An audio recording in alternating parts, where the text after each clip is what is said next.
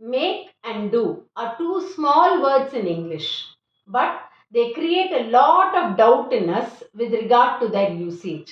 ரொம்ப கன்ஃபியூஷனாக இருக்கும் எப்படி அது கரெக்டாக யூஸ் பண்ணுறதுன்னு.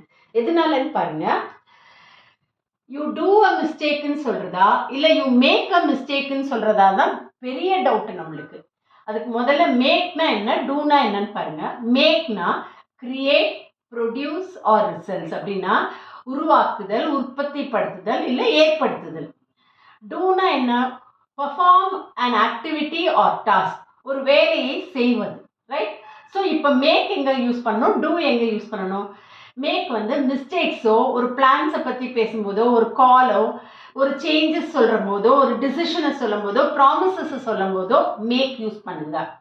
ஒரு டாஸ்க் ஒரு ஒர்க்கை சொல்லும் போதோ இல்லை ஒரு டியூட்டி ரெஸ்பான்சிபிலிட்டி சொல்லும் போதோ டூங்கிறத யூஸ் பண்ணுங்க. இந்த இதை வந்து நல்லா நம்ம வந்து ஞாபகம் வச்சுக்கிட்டாலே we can use make and do. That is the past tense of make, made, made. Then do, did, done. You can use those correctly in sentences. இப்போ பாருங்க, I did a mistake ன்னு சொல்லக்கூடாது, I made a mistake. Let me do a call to my mother. Do வரக்கூடாது, let me make a call to my mother. Similarly with did, I made my homework ன்னு சொல்ல மாட்டோம், I did my homework. இது task.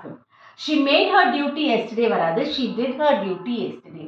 So keep in mind, we do the work but we make the result. Use it correctly.